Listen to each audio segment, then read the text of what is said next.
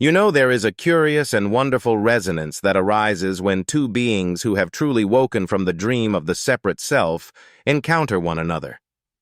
It is not the grand drama woven into our storybooks, nor the prescribed bliss often spoken of.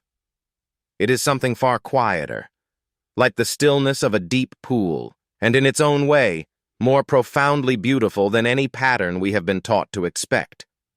Most human connections, if we look with truly honest eyes, are founded upon a kind of unspoken agreement of incompleteness. Two people are drawn together because each perceives a certain emptiness within, a subtle ache, and the other seems to hold the key to making them whole. We have come to call this falling in love, but perhaps it is more like falling into a shared need. It is the dance of two halves, each believing they can form a single whole, two empty cups, hoping to be filled. It is like two people adrift at sea, clinging to each other not from love, but from the fear of the deep. And there is, of course, no fundamental error in this. This is the rhythm of the human play, and these relationships can be quite workable, even delightful. But they are based on a fundamental illusion. They arise from the belief that you are a fragment, that your piece exists somewhere outside of you, that another person can bestow upon you the wholeness that you do not already possess. But when two who have awakened from this dream meet, an entirely different music begins to play. And the first thing to understand is that such souls have no need for one another. Let that sink in, for it is the very heart of the matter. They do not need each other. They are already a whole and complete universe unto themselves. They have discovered that the vast ocean they were seeking was never in another cup, but within their own being. They have realized they are not isolated islands in a vast sea, requiring a bridge to another. They are the ocean itself, simply experiencing its own existence through the form of a wave. So when two such waves meet, they do not collide to fill a void. They meet in a spirit of play because they choose to, not because they are compelled to. And this subtle shift from necessity to choice alters the entire landscape of the relationship. The very nature of the connection is transformed when it is founded on freedom rather than on lack, on a delightful preference rather than a desperate grasp, on celebration rather than on consolation. Let us consider it this way.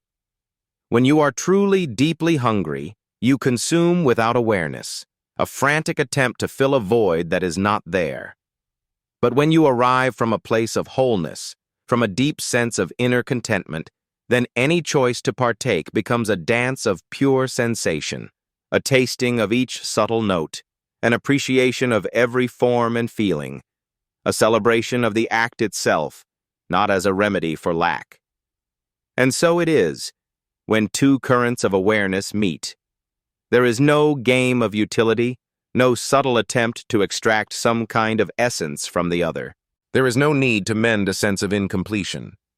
There is simply a delight in mutual presence, a silent appreciation, a shared celebration of the great mystery of consciousness as it recognizes itself in another mirror. And this is where the dance becomes truly marvelous.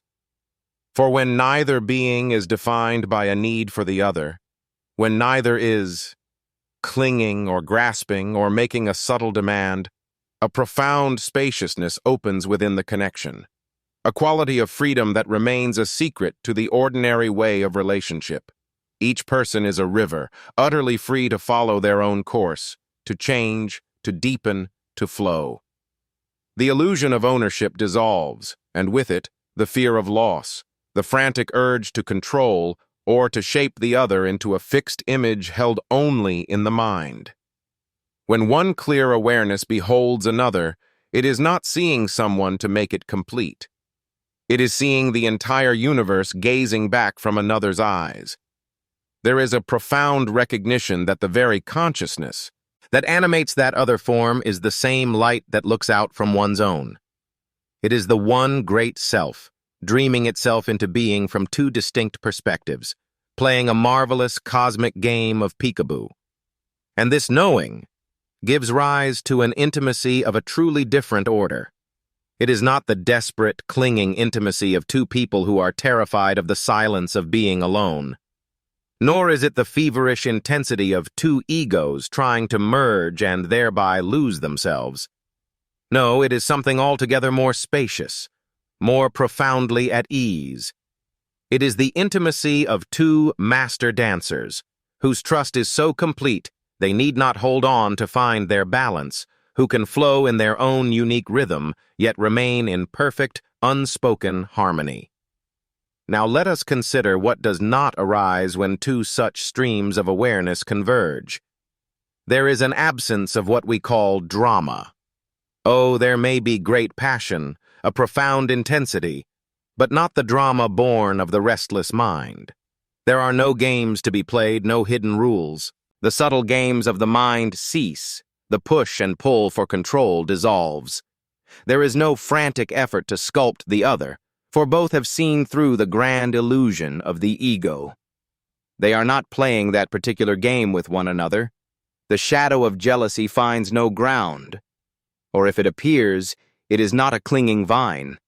An awakened heart might feel a momentary ripple of this feeling, for it is still human, but it does not become an identity. It is not woven into a long and tangled story. It is not forged into a weapon.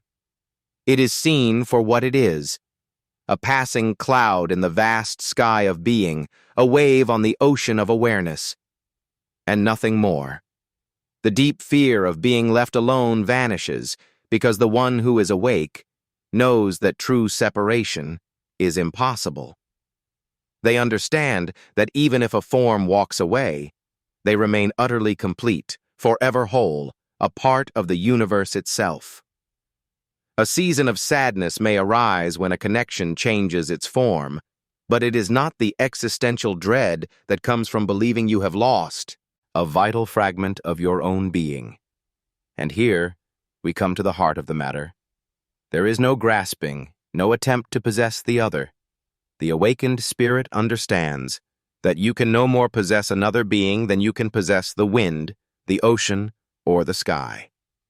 The other is a universe unto themselves, forever free, and has always been so, and will always be so. And rather than seeing this as a source of fear, the awakened person perceives its profound beauty. One does not seek to cage the wild bird. One marvels at the dance of its wings in the open air. So, what unfolds when two such spirits meet? First, there is a mirroring, a recognition that happens outside of time, not in the fleeting sense of a romantic story, but in a far deeper knowing that I see the boundless space that you are, and you see the same in me. A marvelous transparency occurs. All of the usual masks, the well-rehearsed social performances, the fortress walls of the ego, they all become unnecessary. And both can simply be. This profound recognition gives birth to a very different quality of conversation. When awakened spirits communicate, it is not a simple exchange of data, nor a defense of ideas, nor a performance for applause. It is a form of play. It is a mutual exploration. It is a dance of consciousness, of ideas and perspectives. They can hold completely opposing views without any threat to the fundamental connection, because they are not the opinions they hold. They are the awareness in which opinions arise, but the vast sky in which thoughts drift like clouds. And from this arises a profound reverence, not the shallow curtsy of social custom, but a silent bow to the boundless mystery that is another being. The soul that is awake understands that one can never chart the full ocean of another, never capture their essence in a word, and so they don't even try. They let the other simply be, a flowing river, a sudden turn in the path that delights and astonishes. There is no game of solving a puzzle in order to possess its pieces. There is only the quiet appreciation of the beautiful enigma.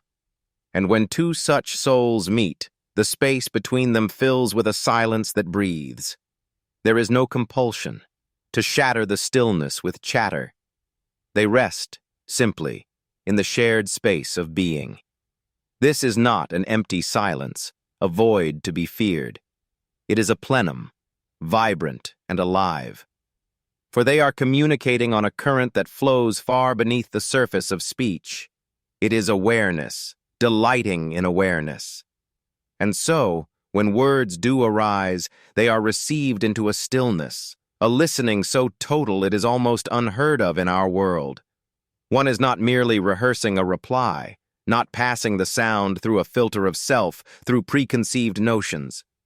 Instead, there is a spacious curiosity, a true wonder at how the universe looks through another's eyes, especially if the view is utterly strange and new. And in this space, a certain laughter bubbles up, a shared mirth. For they have both, in their own way, understood the grand cosmic joke. They see the marvelous absurdity of it all, the sheer unlikeliness of this flicker of awareness, this strange and beautiful dance the universe is dancing with itself. And so, they cannot take their own roles too seriously. They can smile at the frantic antics of the little self, the ego, with its serious plans, at this great play in which they are both actors. Now, when this awareness extends to the body, physical closeness is transformed.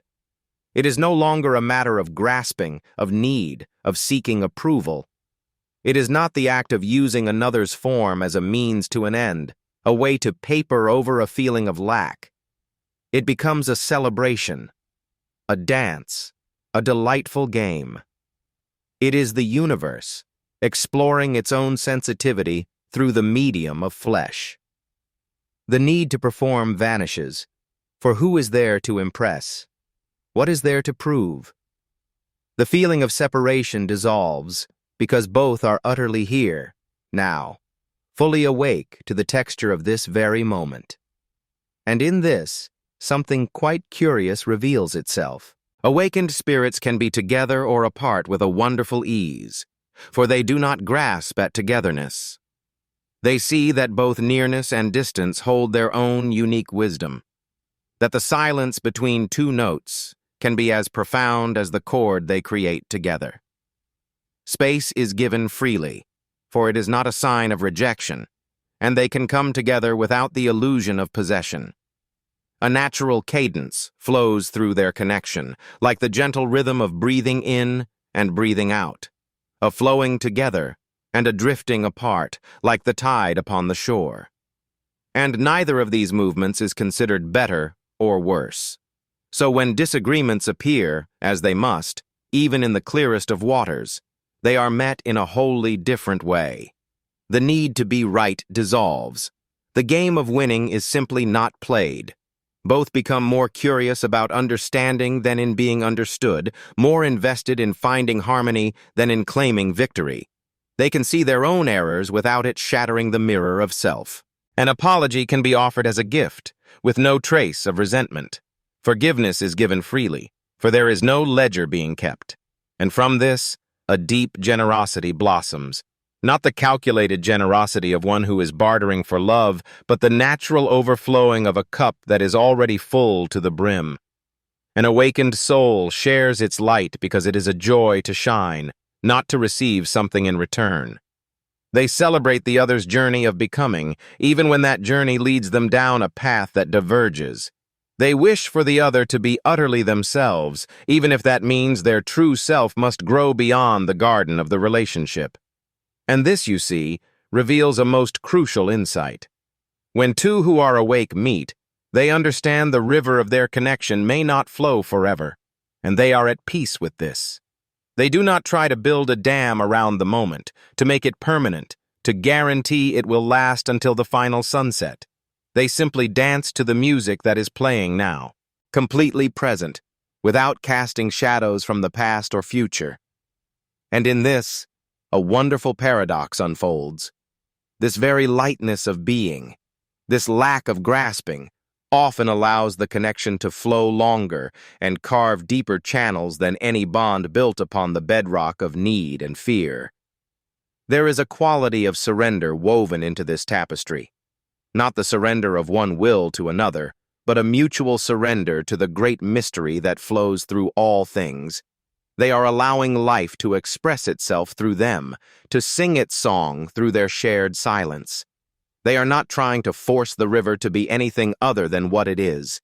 They allow the relationship to simply be, to unfold as a river finds its own course to the sea, trusting in the great unfolding.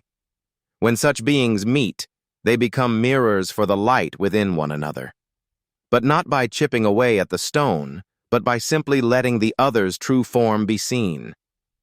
It happens through the simple act of presence, a dance of authentic being, by holding a space of silence where the other soul feels utterly free, to lay down the masks we all wear. And so one awakening becomes a reflection that deepens the other. You see, it is a resonance, like two notes in a universal chord, vibrating in harmony, at the same pitch, making the music of the cosmos more profound. And in this, there is also a discovery of the sacred within the utterly ordinary. Every moment becomes a revelation. The simple act of washing a bowl, the stillness in a traffic jam, the ritual of daily tasks. These ordinary moments are no longer chores, but opportunities for presence to blossom. A quiet awareness arises, a knowing that this moment, just as it is the only reality we ever truly have. The game of waiting for future happiness is over. They are discovering the miraculous within the mundane, the eternal, within the fleeting moment. Now here is a curious paradox. Those who are awake feel the full spectrum of human emotion. They feel the pull of attraction, the warmth of affection, and yes, even the waves of jealousy, anger, and sorrow. But the crucial difference is this: they do not cling to these waves. They do not mistake the feeling for the self. The mind does not spin tales around them. The emotion is felt, utterly and completely, and then allowed to flow on. Think of it as weather moving across a vast, open sky. The sky itself does not grasp the storm clouds, nor does it try to hold on to the sun. It allows all to pass through its spaciousness.